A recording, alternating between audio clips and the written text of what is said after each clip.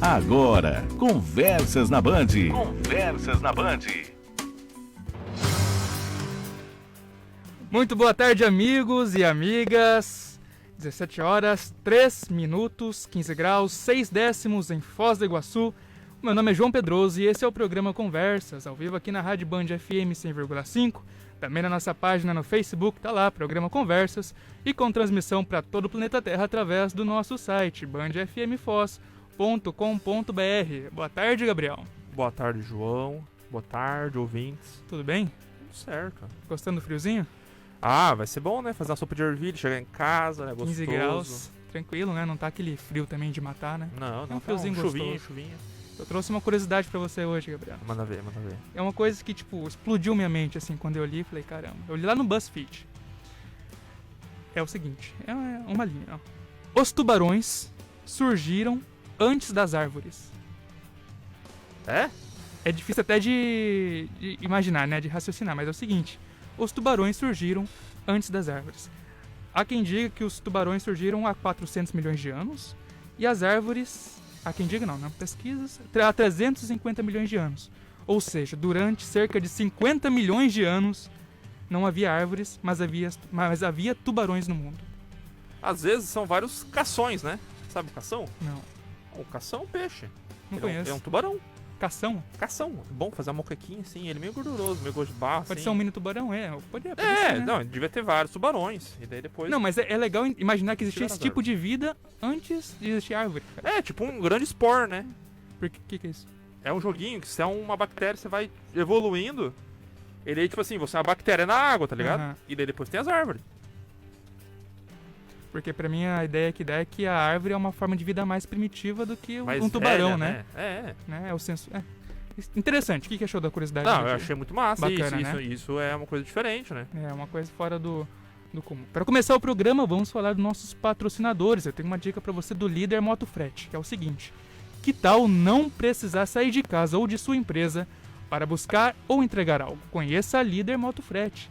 Eles oferecem um serviço de delivery de comida, compras de supermercado, farmácia, cervejaria, serviço de banco, malote, cartório e muito mais. O horário de funcionamento é de segunda a domingo, das 8 à meia-noite, inclusive feriados. Entre em contato pelo fixo 3523-9410 ou pelo WhatsApp 99949-8123. 3523-9410 ou 99949-8123. Líder Motofrete, há quase 10 anos no mercado, você pode confiar. Tem um áudio também do patrocinador da Rabi, que é a Elaine Colombo. Coloca o recado da Elaine aí pra gente.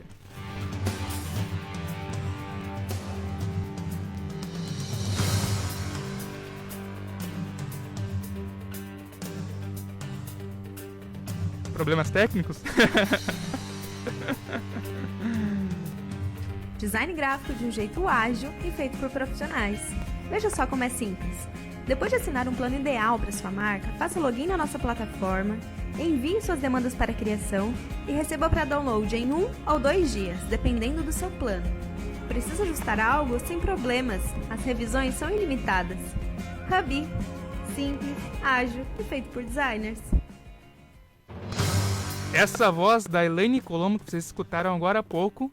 A Elaine Colombo vai estar com a gente daqui a pouquinho aqui no Conversas para falar da Rabi, falar da empresa, falar da mulher no mercado de trabalho. Logo ela entra na conversa para falar um pouco da Rabi, que é simples, ágil e feito por designers, uma plataforma de design que vai estar aí para revolucionar o mercado. Acesse rabi.com, não é .com, tá? É HUBEE.co, rabi.com, simples, ágil e feito por designers.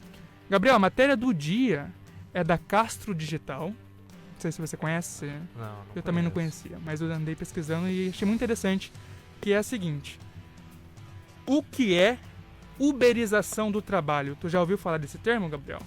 Já aparece bastante, né? Principalmente o uberização, um iFood, Sim. né? Aparece bastante no Facebook falando sobre isso. A matéria diz o seguinte: os avanços tecnológicos mudaram o comportamento do consumidor e criaram um novo modelo de negócio sob demanda. Nesse contexto surge a uberização do trabalho. O termo faz referência à empresa Uber, que é a maior empresa de transporte do mundo sem ter sequer uma frota de carros. Portanto, uberização do trabalho é a modernização das relações de trabalho decorrente da popularização dos aplicativos de contratação de serviços. O valor cobrado ao cliente e remunerado aos trabalhadores por esses serviços não é fixo. Ele é determinado por algoritmos.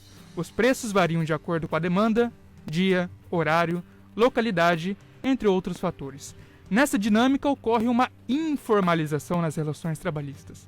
Isso porque os trabalhadores que prestam serviços a esses aplicativos não têm qualquer vínculo empregatício com as empresas.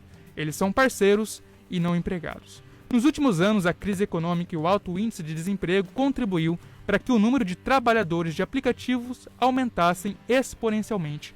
De acordo com o IBGE, o número de pessoas que trabalham como motoristas de aplicativo, taxistas, motoristas e trocadores de ônibus aumentou 29,2% em 2018, a maior alta desde 2012.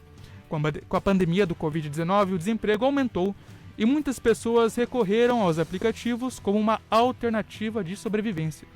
Segundo estatísticas da Análise Econômica Consultoria, o número de trabalhadores de aplicativos de entregas e refeições cresceu 158% no primeiro semestre de 2020. Para muitos especialistas, a uberização é sinônimo de precarização do trabalho.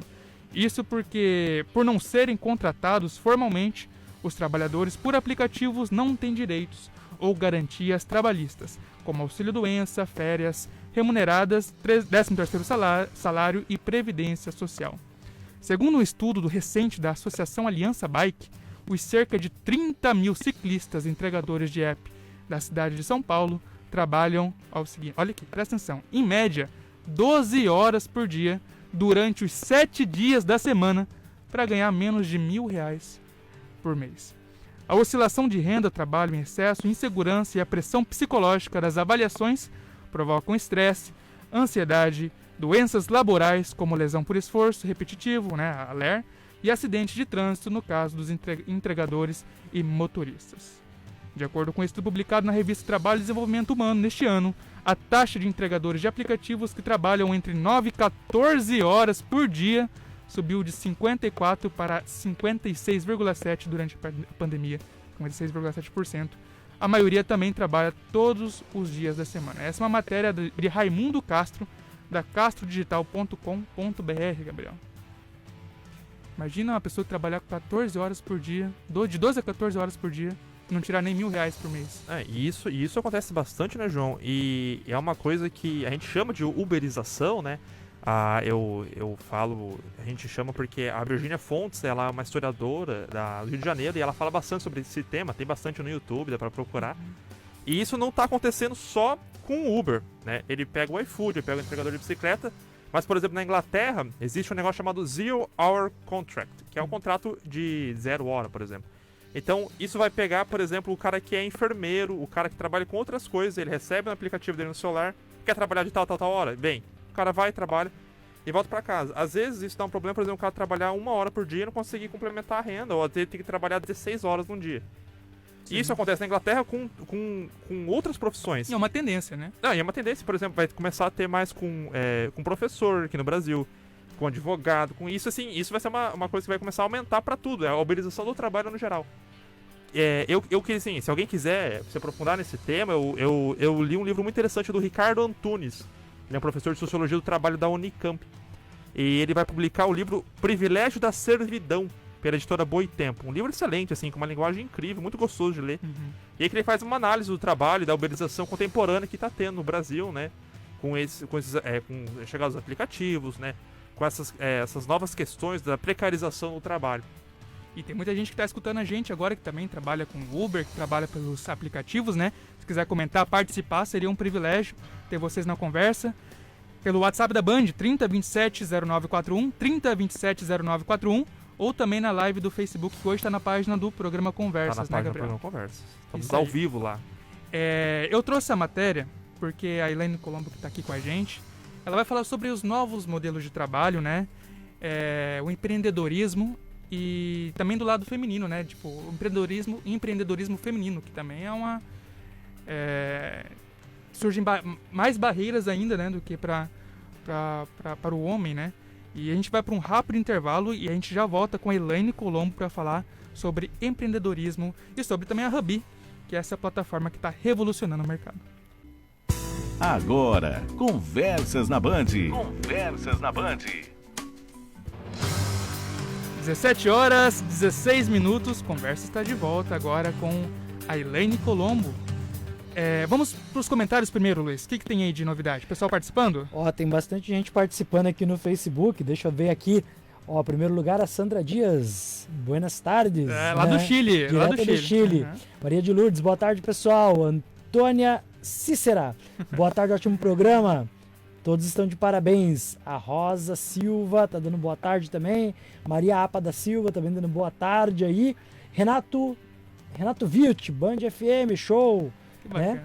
Tá todo mundo O aqui. pessoal tá gostando então, Léo. Tá acompanhando aqui, tá uma boa audiência. E quem quiser falar com a gente aqui no Facebook é só mandar mensagem ou pelo WhatsApp da Band, 3027 E no decorrer do programa, da conversa, se tiver dúvida, tiver pergunta, pode mandar aí que o Luiz vem. Pode mandar que a gente vai avisando aqui. Agora sim, Elaine Colombo é publicitária, designer e cofundadora da Hubby. É nossa entrevistada de hoje no programa Conversas. Boa tarde, Elaine. Boa tarde, João. Obrigado aqui pelo espaço. Imagina, tudo bem? Tudo bem com você? Tudo certo. Fala um pouquinho da tua empresa, Elaine, da Hubby, que está patrocinando o programa Conversas. Quem quiser conhecer o trabalho da Hubby é só acessar lá PG Conversas, que vai ver todas as artes feitas por eles lá da Hubby. Fala um pouquinho como funciona a Hubby. O que é a Hubby? Então, a Hubby, ela nasceu de uma necessidade de facilitar o trabalho de design gráfico, tanto para quem precisa contratar, quanto para quem precisa oferecer trabalhos. Então, é uma maneira de solucionar os problemas dos dois lados, né? Vocês estavam comentando antes de uberização do trabalho. A gente funciona hoje como uma plataforma que conecta marcas e conecta designers.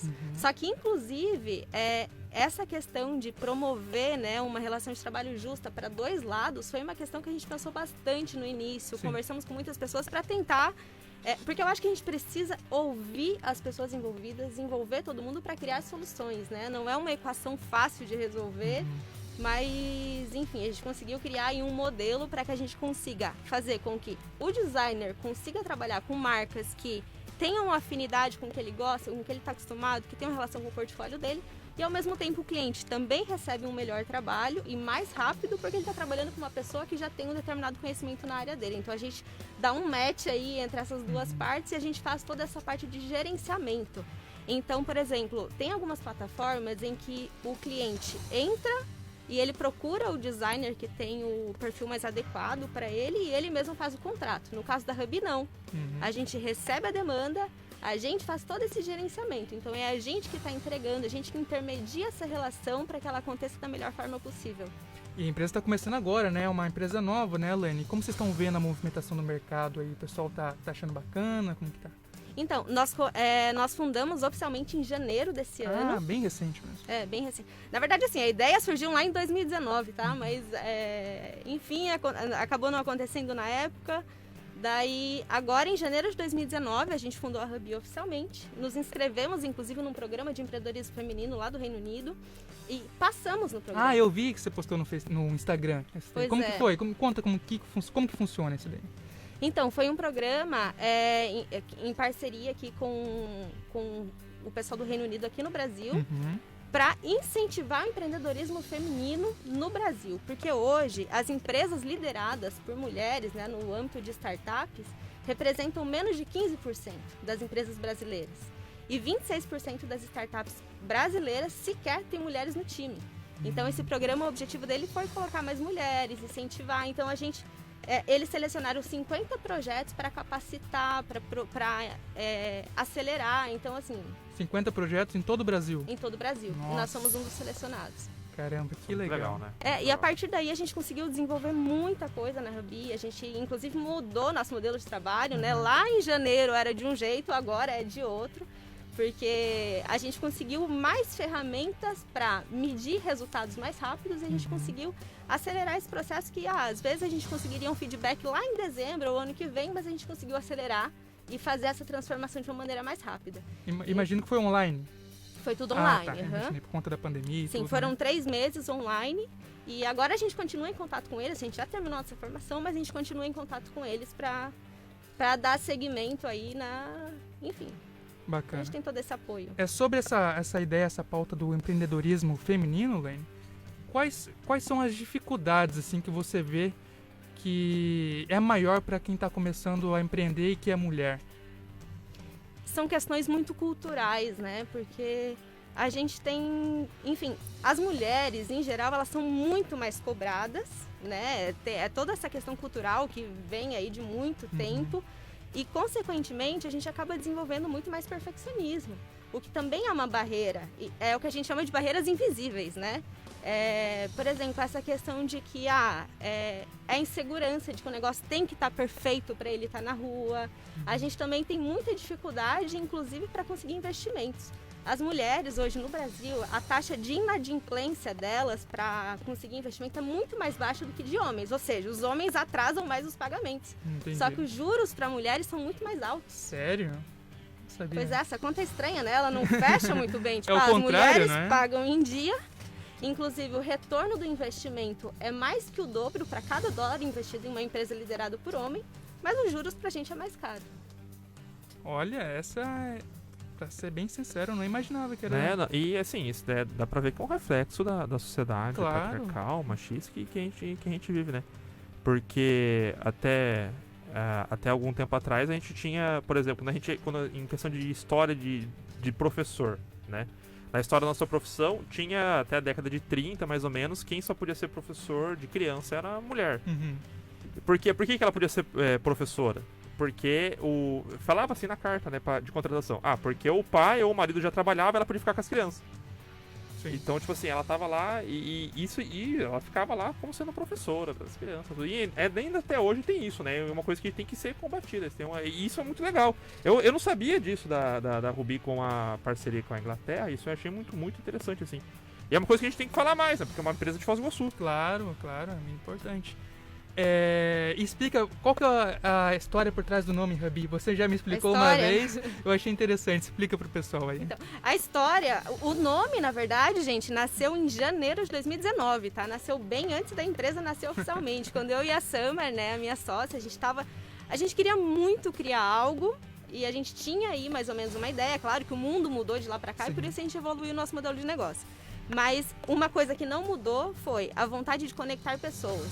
Bacana. Então, a Ruby, a gente traz o conceito de hub, de conexão, e bi, de colmeia, de abelha, de grupo, porque a gente tem essa questão de comunidade. A gente se intitula como uma comunidade de designers, né? Então, a Ruby De não cooperação, né? a Ruby não é minha, não é dela, a Ruby é de todo mundo que está fazendo parte. Então, a ideia é que todo mundo cresça junto. Show. Então você tem uma sócia. Então a Tem Ruby é uma feita sócia. por duas mulheres. 2 mulheres. Que bacana. Inclusive, uma curiosidade legal, a Summer nem é brasileira, Não? venezuelana. Olha. É Então, bem fronteira mesmo, bem Multicultural, né? É. latino-americana, O nosso conceito aí de diversidade tá desde Não é só desde discurso, a raiz, né? Não é só discurso, não. Lene, é uma pergunta que eu tinha preparado aqui pra você, que é uma pergunta difícil. Como que a gente consegue, como que a Ruby, como que a Elaine Colombo consegue falar de empreendedorismo em uma sociedade que a gente vive, assim, que é tão difícil, sem equidade social? Como que a gente consegue abordar empreendedorismo nesse contexto? Eu acho que a gente... até uma coisa que eu relutei muito durante muito tempo, porque eu acho que a gente aprende que a gente precisa, às vezes, ficar mais no nosso lugar, né? No nosso lugar, no que as pessoas acham que tem que ser o nosso lugar. Então, eu acho que a gente precisa contar mais histórias, né? Mostrar mais história de mulheres e sem essa falsa modéstia de que o que eu faço ainda não tá bom o suficiente. Eu acho que a gente precisa, sim, ter mais mulheres contando suas histórias, se posicionando, falando sobre isso, porque, de certa forma, a gente também acaba inspirando pessoas que a gente nem sabe, né? Sei lá, adolescentes, às vezes não tem perspectiva. E mesmo com as dificuldades é possível fazer algo diferente, essa é a ideia, né? É possível, Acreditar em você. é possível, mas eu sou também essa pessoa que... Eu não gosto muito daquele discurso extremamente motivacional, de que é só você querer que você consegue qualquer coisa, porque a gente sabe que na realidade não é bem funciona assim, né? assim, né? Mas é possível, tem algumas alternativas, tem programas muito legais, então, é claro, hoje a gente precisa ainda de mais iniciativas voltadas para isso, mas já tem bastante coisa legal. Eu acho que deturparam muito o contexto, o conceito de empreendedorismo, né? Muitas pessoas associam com... a pessoa é explorada, mas ela faz o horário dela, ela trabalha o horário que quer, ela faz o dinheiro dela, mas na verdade ela não é empreendedora, ela não é chefe dela, ela está sendo usada, está sendo explorada. Mas será que isso, João, também, eu vou fazer aqui um pouco do advogado do diabo, hein? Isso também, será que não tem a ver com um pouco do trabalho do designer? Porque eu, como leigo, o que eu vejo designer? Eu vejo designer, assim, que... e quando eu já fui ter o serviço de designer, tudo, tem as pessoas que trabalham em escritório, né, empresas, e também fazem freelance. Uhum. Né? Não sei, acho que isso é até meio comum, né? E daí acaba que, por exemplo, às vezes a pessoa que trabalha com isso tem que ter um computador bom, né, tudo. Então é um jeito também diferente de trabalhar. Às vezes a pessoa pode só fazer freelance, igual jornalista, não sei se vai pra frente. Só que daí tem um problema de que você não tá numa empresa, você precisa achar cliente. Acho que a Rubeiro também ela resolve bastante isso, né? Então, até tem um dado bem interessante, porque eu trabalhei muito tempo como freelancer, né? Mesmo trabalhando em agências, em assessorias, eu sempre mantive isso como uma atividade paralela, né? Então, mas enfim. Hoje em dia o paralelo tá meio feio de falar, né? Pois é. Mas é uma atividade junto lá, né? Não, mas eu mantive por uma escolha minha, tá? É porque eu gosto de experimentar novas coisas, então eu queria estar envolvida com outras coisas, eu acabava... Quando eu vi, eu já estava em mais 5 projetos paralelos por vez. Mas assim, no caso, eu vejo que principalmente no design, essas profissões ligadas à área criativa, né, que já está no mercado freelancer e remoto há muito mais tempo, a gente tem alguns problemas. Por exemplo, tem algumas plataformas de designer que eu já usei lá no início, quando estava começando. Não sei se vocês já viram, que trabalham no formato de leilão. Não. Por exemplo, o cliente, ele entra lá na plataforma, ele cria um projeto. Eu preciso de uma identidade visual para minha marca. Daí, os designers que se interessam por aquele projeto entram, mandam as suas propostas, o cliente escolhe e apenas uma pessoa recebe. Então, todo assim, mundo trabalha e um recebe. Todo mundo trabalha e um recebe. Então, isso aconteceu durante muito tempo. Só que eu acho que esse tipo de prática também foi criando nas pessoas essa ideia de que é normal. Na verdade, não é normal, né? A gente precisa, eu acho que, questionar isso e tentar mudar. No começo do ano, a gente fez uma pesquisa com vários designers do Brasil e eu tinha a ideia, com base na minha experiência, de que as pessoas prefeririam ganhar por trabalho, né? E foi uma surpresa, porque mais de 70% das pessoas responderam que não, que eles preferem ter um salário fixo. Só que o que acontece? Hoje também, as ofertas de emprego disponíveis, né, para essas áreas, às vezes não pagam o suficiente para a pessoa ter só aquele trabalho, né? Mas as pessoas, elas preferem um trabalho fixo. Eu imagino que a pessoa que trabalha como freelancer, ela tem uma renda muito instável, né? Porque um mês ela pode fazer valor X, no próximo mês 2x e no outro mês meio X. Tipo assim, ela não tem uma renda normalizada. Além disso, ela vai trabalhar, ela vai ter uma aceleração de produção por peça praticamente, né? Quanto mais ele fazer, mais ele vai conseguir vender, vai conseguir... Então, e eu fico pensando, né? Deve ser um problema pro design, porque é uma coisa... tem que ter uma criatividade, né? Pra fazer um negócio massa. Não dá pra se fazer em escala industrial design. Exato. Fica esquisito, né? A gente, assim... Gente, eu vou dizer por mim, tem dias que eu não consigo produzir nada. E é normal, porque a gente trabalha com uma área criativa, a gente precisa estar bem para poder produzir. Então, assim, você falou ali da quantidade de horas. Eu tive épocas da minha vida que eu cheguei a trabalhar 14, 15, 16 horas por dia.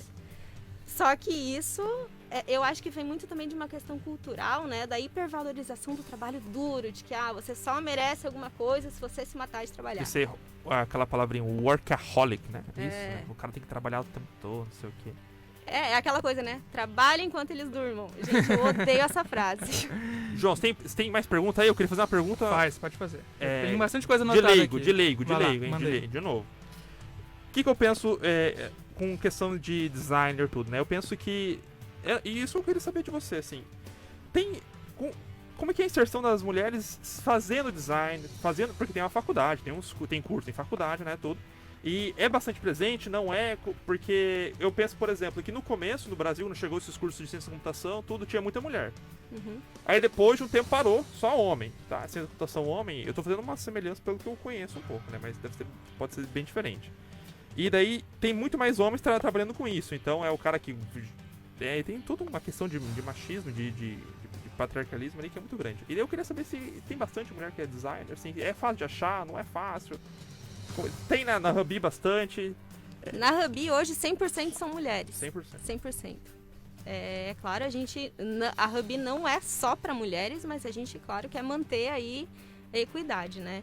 Uma coisa que eu percebi muito, assim, não só na área de design, mas na área de comunicação como um todo, trabalhando em agências e tal, é que geralmente as mulheres... Eu sou formada em publicidade, né? E eu vejo que muitas pessoas que têm a mesma formação, elas acabam indo mais para a área de planejamento, para a área de mídia, para a área de atendimento.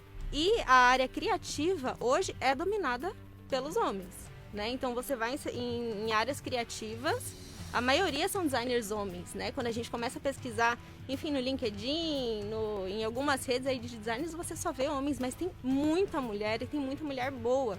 Por sorte, a gente tem programas, né, já voltados para isso, para elevar a quantidade de criativas, porque tem um trabalho muito bom. Só que hoje tem esse estereótipo, né, de que é um mercado ainda muito masculino, não tanto, eu acho, quanto a área de tecnologia da informação, mas a gente precisa melhorar muito ainda nisso. Eu fiquei pensando, Lane, nessa questão que você falou do leilão, da arte, do design como um leilão, que isso, ele é bom, entre aspas, só para quem vai comprar, né, o cliente. Porque muitas vezes a pessoa tem que jogar o preço lá embaixo, o valor da obra, né, do trabalho dele lá embaixo, para conseguir vender, né? Porque senão outra pessoa joga lá mais embaixo ainda e isso vai colocando o valor do trabalho lá embaixo, né? É importante deixar claro, gente, que o termo leilão é de responsabilidade minha, tá? Uhum. Eles não chamam isso de leilão. Sim. Uhum. Eles nunca chamam, Eles não chamam de leilão. Mas na prática... Tem que dar uma suavizada, né? No termo, senão... Não, isso acaba gerando uma precarização do trabalho, porque, poxa, a pessoa, ela tem que trabalhar muito mais para conseguir tirar ali uma renda mínima. Né? E essa questão de trabalhar 14 horas, 12 horas por dia, a longo prazo, imagino que deve trazer muitas consequências, né, para a pessoa, saúde mental, lesão por esforço repetitivo, a LER, né? Eu acho que nossa, a curto prazo pode ser que não, que a pessoa ali tá se matando lá, 1, 2, 3 meses, tirou uma renda boa, mas isso a pessoa não consegue manter esse ritmo por muito tempo, né? Não tem como manter. Eu passei por isso, tenho inclusive lesão por esforço repetitivo há quase 10 anos já. Nossa Senhora. Mas enfim, porque de fato, eu acho que a gente traz muito essa questão de que a gente tem que trabalhar muito pra gente merecer alguma coisa. Uhum. E quando a gente percebe, a gente tá fazendo isso também de maneira inconsciente. E também por necessidade, claro, né? Não dá pra excluir isso. A gente não condena as pessoas que fazem isso. Claro que não, comer, né? De modo algum. Mas não é saudável, gente. Não recomendo, assim. Tiveram 2 momentos da minha vida profissional em que eu tive que parar por um tempo. E eu sei que isso é um baita privilégio, a maioria das pessoas não pode fazer isso. Então eu tive que parar por um tempo pra me restabelecer, né? Porque a gente vem de um ritmo que... A pessoa entra em colapso, não é? Pois é. Dorme pouco, trabalha 14 e assim, horas. eu não sei como é que é, mas o cliente do design deve ser um saco. Deve ficar mandando assim, não gostei tal coisa. Fica enchendo o Ótima saco. pergunta, Gabriel. É, porque entrar nesse tema. Ou fala assim, meu sobrinho faz melhor, que eu vou fazer no Paint aqui. Entendeu? Deve ser um saco o cliente de designer. Eu acho o pai de aluno um saco. Conta aí como que funciona alguns clientes aí. Tem gente que pede pra mudar 4, 5 vezes, 6 vezes. Olha, gente, eu já passei por muita coisa aí, nesse sentido lá no início. Hoje em dia, pra ser bem sincera, eu não passo por tanto, porque eu acho que também tem perfis de clientes para todos os perfis de criativos, né? Então, assim, hoje eu consigo atender um perfil de clientes que já tem uma maturidade maior com relação ao que precisa. E eu vejo também que muita coisa do que eles pedem de alteração, muitas vezes faz sentido. né? Então eu gosto muito de trabalhar pautada na cocriação, porque eu acho que quando a gente consegue criar junto e unir as duas coisas, fica bom. Só que é claro, a gente precisa aprender também a estabelecer os nossos limites para que não aconteça isso, às vezes da gente tá ali na 15ª alteração e o cliente não para de mudar de ideia, né? Então, eu acho que parte muito da gente também estabelecer esse limite. E pra quem tá começando, assim, tá saindo da faculdade agora, pra quem entrar no mercado de trabalho, tá difícil? Como que funciona? Conseguir um estágio? Pagam lá embaixo? Porque eu sigo uma página no Instagram, não sei se você conhece, Vagas Arrombadas. Oh. Olha o nome, Vagas Arrombadas. Que é só anúncio de... Tipo assim, Emprego ruim. Não, emprego horrível. O cara faz o anúncio lá no Facebook, ó. R$2, 20 Faxina horas, de uma casa, pago R$40, entendeu? E tem que ter um monte de requisito lá, tipo assim, coisa absurda. Vagas arrombadas, já diz, né? E tem bastante coisa desse ramo do design. Tipo assim, uma empresa, ela quer um funcionário, mas ela coloca lá, estágio, pago 300 pra você criar teu portfólio, entendeu? Tem muito isso, não tem? Já ouvi muito, cria a marca aqui pra mim, eu divulgo teu trabalho. Eu não vou te pagar, é só pra você Gente, melhorar Tem, aí, né? ó. Tem que ter uns negócios assim, né? Mas com o engenheiro faz assim, faz na casa aí pra mim que depois eu divulgo o teu trabalho, né? Exato, as pessoas não falam isso pro engenheiro, né? Mas pra gente é como se, É porque eu acho que é a questão do sobrinho, sabe? Porque isso com o professor, ou como eu também trabalhei como técnico de informática, sempre acontece. Não, eu faço, meu sobrinho faz, sei lá, e os caras tentam fazer e, assim, às vezes eu já tentei fazer uns designers assim, ficou muito ruim, um negócio muito ruim, né? Mas os caras fazem e eles acham que conseguem fazer e fica bom, e não fica. A gente sabe o valor do nosso trabalho, sim, sim. né? Como tá o pessoal aí no Facebook, Luiz? O pessoal tá participando? Tem mais comentários? Como que tá aí? Ó, o Felipe Ferreira disse aí, Dali Butzman. Dali Butzen, desculpa. Teu amigo aí. O Michael William mandou um parabéns aqui. O pessoal tá comentando, tá mandando um oi aqui. Tem bastante gente dando boa tarde, boa tarde, boa tarde. É o pessoal os porteiros, né? Boa tarde, boa tarde. Então, tem bastante boa tarde aqui. Os porteiros. Elaine, e sobre os novos modelos de trabalho? A gente sabe que agora com a informatização, com essas novas tecnologias, estão surgindo novos empregos, novos tipos de trabalho? Dizem que muitas das profissões do futuro nem sequer existem, né? Nem existem ainda. Então, e a gente viu que com essa questão da pandemia, muita coisa foi acelerada, né? Por exemplo, a questão do trabalho remoto. Tem muitas pessoas hoje que as pessoas não precisam mais estar nas grandes capitais para ter acesso, às vezes, a outras empresas, enfim, a boas oportunidades. E só que, é claro, a gente sempre tem os dois lados, né? A gente tem essa parte positiva que a gente acaba quebrando as barreiras. Eu já atendi cliente lá da Alemanha, assim, de vários lugares diferentes que eu acabei conhecendo pela internet. Caramba. Só que eu acho que a gente também tem essa questão de que, poxa, a gente já tem vários estudos que já indicaram que as pessoas, diferente do que elas acreditavam, né, que é a percepção, elas perderam o rendimento durante a pandemia. Porque elas podem até ter produzido mais, mas elas trabalharam mais horas, porque estão no ambiente de casa e isso acaba prejudicando bastante, gerando bastante ansiedade. Diga, Luiz. O Marco Polo tá dizendo aqui, ó, Elaine, excelente profissional. Olha, obrigada. tem recomendação aí. Gente, o Marco Polo também é um excelente profissional. E deve ser assim, eu fico pensando no designer, né? Ele consegue fazer as coisas dele em casa, né? Remotamente, né? Igual o professor conseguir dar aula remotamente, tudo. Mas como é uma coisa criativa, você tem que ter um tempo para pensar, né? E às vezes em casa você não tem esse tempo como você tem no escritório, né? Então deve ser também uma dificuldade. Às vezes eu vou parar pra pensar aqui e vou ter que fazer alguma coisa aqui de casa. Eu passar bastante por isso, então deve ser uma coisa também que deve acontecer no trabalho remoto com o designer. Apesar que já era um pouco mais remoto, não necessariamente encontrava alguém, né? Assim, ó, eu gosto bastante, tá? Porque eu sempre tive muita dificuldade de me adaptar aos horários tradicionais. Não, você tem dificuldade de se adaptar aos horários. Além a gente comparte de uma síndrome de atraso, né, Elaine? Acontece aí de vez em quando. Não, gente, Não. o horário que tá errado, É o horário que tá errado, O né, mundo, gente? o mundo, né, que tá funcionando no horário errado. Esse negócio de hora só funciona aqui na Terra, cara. Não, assim, de verdade, gente, eu sou uma pessoa muito noturna. Tem quem diga que isso é um mito, né? Tem quem diga que não, que de fato tem uma questão fisiológica aí, mas eu sou uma pessoa muito noturna, eu produzo muito à noite. Então, à noite eu consigo produzir muito mais rápido do que eu produzo durante um dia, com tanta interrupção, com um monte de gente chamando, enfim. Então, eu gosto desse modelo, né? É por isso que, para mim, foi uma opção. Mas, enfim, cada pessoa se comporta de um jeito, né? Então, eu acho que as empresas, inclusive, precisam estar abertas para ouvir o que essas pessoas têm para dizer, para poder criar soluções e criar um ambiente que seja bom para os dois lados. Isso acontece na Ruby? Acontece na Ruby. Porque pelo que você apresentou pra gente, parece ter um contato maior com os designers, né?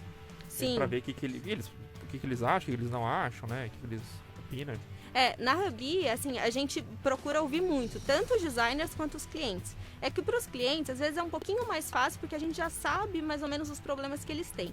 Com os designers, a gente tem que fazer um trabalho mais próximo, né? De pessoa para pessoa mesmo. Então, é entender a necessidade, é tipo, poxa, não tá rolando aqui, vamos mudar isso. Então, a gente tenta manter esse trabalho muito de parceria mesmo, sabe? Para criar um ambiente legal e deixar as pessoas satisfeitas, porque a gente também acredita muito que quando a pessoa tá bem com o trabalho, quando ela tá feliz, fazendo o que gosta, ela consegue entregar um resultado muito Claro, melhor. tem que ser bom pros dois lados, né, Luane? Pros dois Não lados. pra um lado só.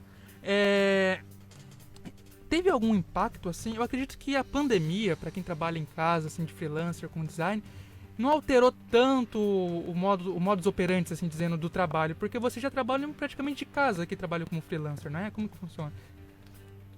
Eu acho que o impacto é mais psicológico do ponto de vista de tudo que está acontecendo, né?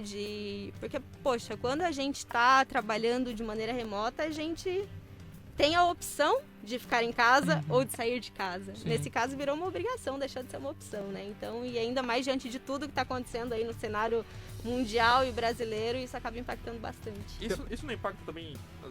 Vão ler pergunta? Não, pode falar, Gabriel. A gente Isso também, né? Porque é uma questão de... designer também é uma questão artística, né? A gente viu quando o Jaime veio aqui, o Nobre, ele veio aqui falar como ele foi impactado, né, pela pandemia e tudo, né? Sim. Então acho que o designer também deve refletir no que ele faz como designer, né? Porque tem uma questão artística ali. Claro, claro. Temos perguntas? Bom, nós temos a pergunta aqui da Isabela, que pergunta para a Elaine o seguinte: Elaine, você acha que a facilidade de acesso a plataformas de design tipo Canva, né? Ela fala aqui, ó. Ela já mandou outra. Deixa eu ver aqui. Canva prejudicou o trabalho do profissional nessa área. E aproveito para comentar aqui, o Marco Polo falou o seguinte: se noturno é um problema terrível, o pior é quando você tenta controlar. Né? Exato. E aí ele diz, mas as ideias vêm de noite, aí você fica daquela, descanso ou aproveito? Mas aí tá a pergunta da Isabela, falando, e aí, plataformas dessas de design, prejudica o trabalho profissional dessa área? Olha, eu acredito que não. Porque o design é um mercado que ele está crescendo muito. E ele cresce cada vez mais, né? As pessoas, elas têm muita demanda por coisa personalizada, né? E os estímulos visuais acabam ajudando muito. Na parte do Canva, eu acho que ele dá, inclusive, mais autonomia.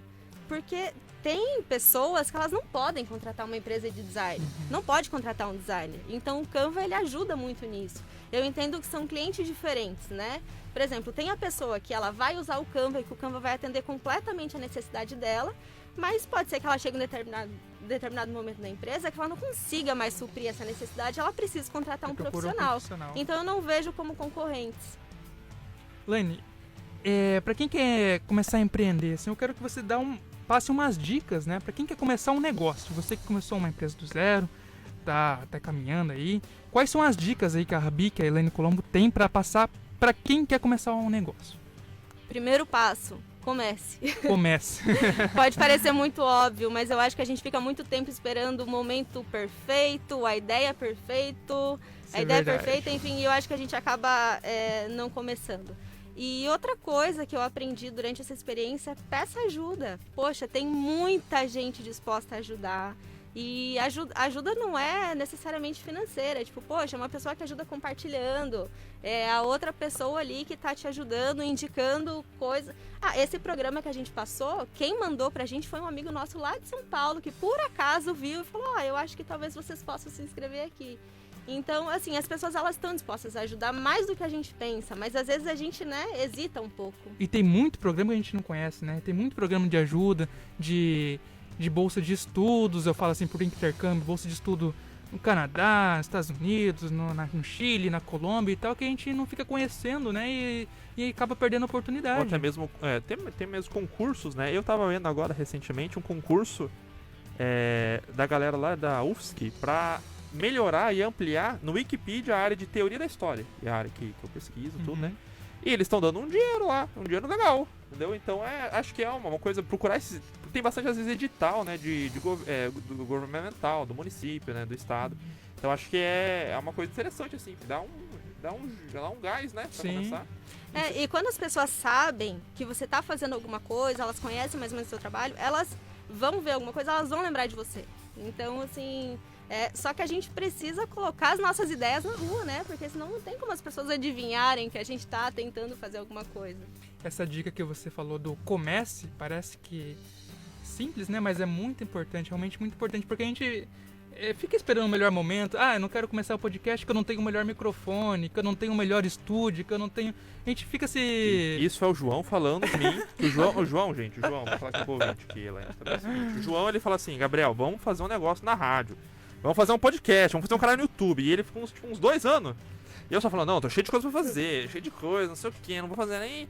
Aí falou, Gabriel, é o seguinte, é agora ou é agora? Eu falei, ui.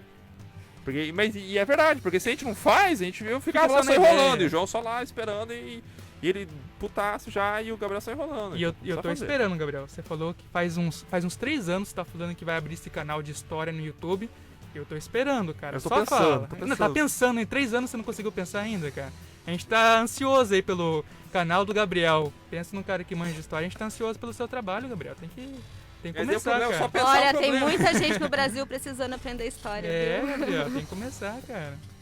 Você falou que a tua mãe tava ansiosa pra você começar Não, a fazer vai- os vídeos, não tá? Vai ser incrível. Ela vai assistir todos e vai gostar muito. Eu espero, não sei. Ou vai ter um problema também na família, talvez. Igual imagina se o John não tivesse começado o podcast dele, tivesse esperado começar comprar o melhor microfone, o melhor momento da vida dele. Não é assim. A gente tem a ideia. Eu falo isso, mas às vezes eu fico também.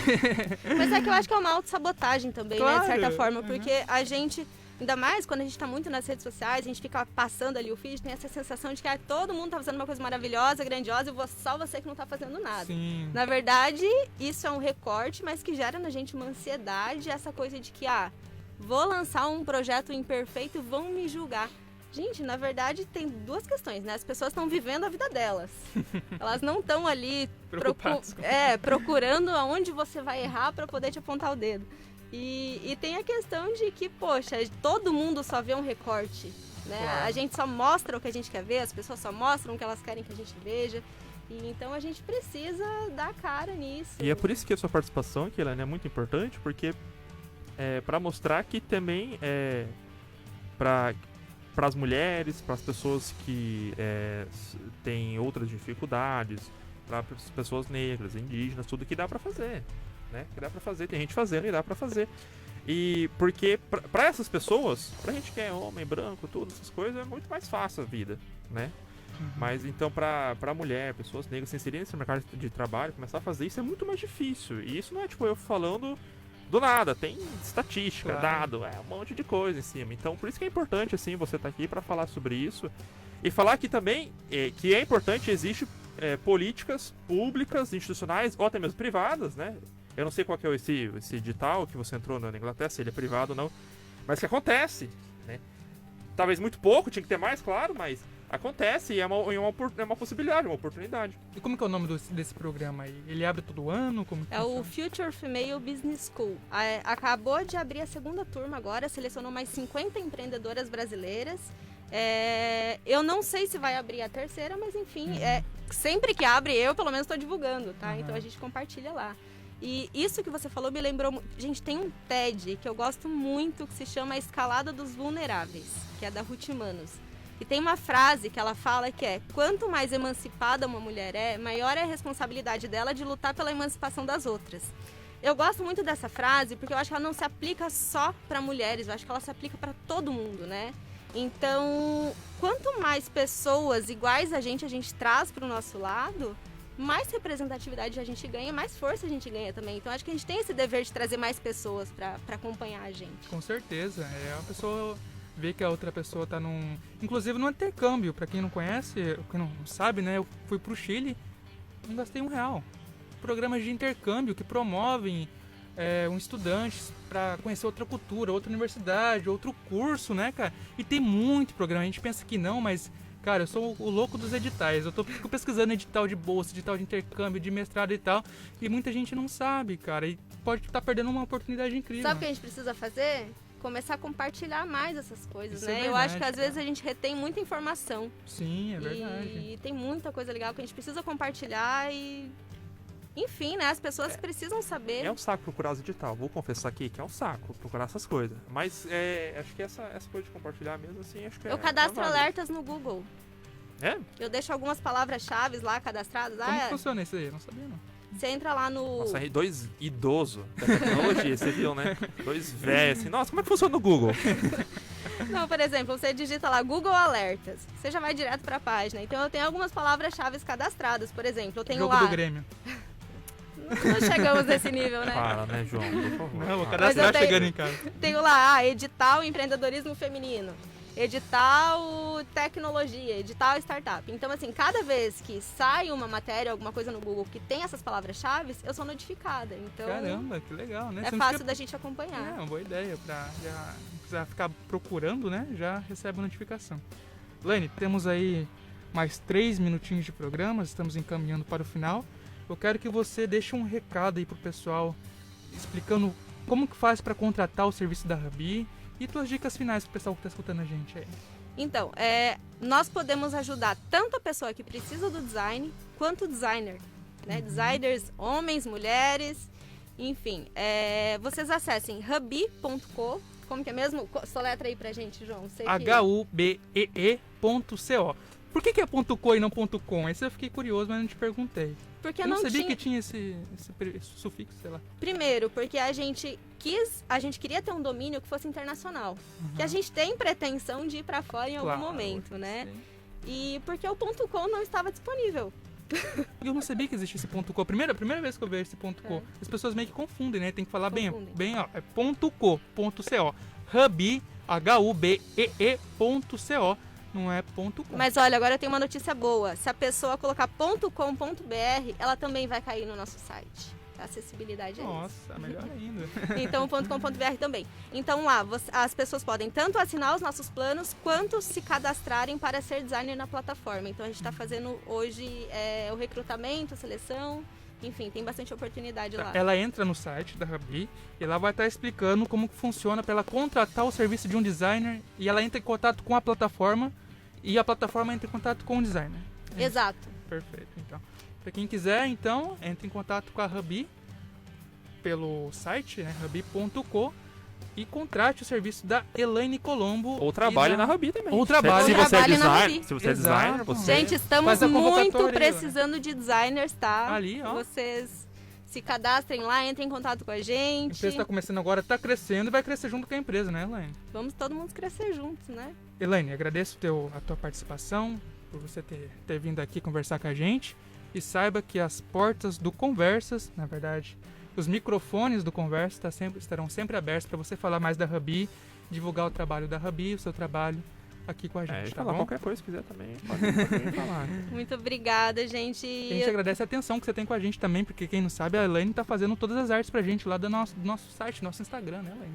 Desejo muito sucesso aí pra vocês É, a Elaine também. tá ajudando a gente, eu né? Um tô ajuda o acompanhando todos os episódios, viu? 17 horas, 54 minutos, programa Conversas fica por aqui. Quinta-feira a gente tá de volta. Até mais! Tchau!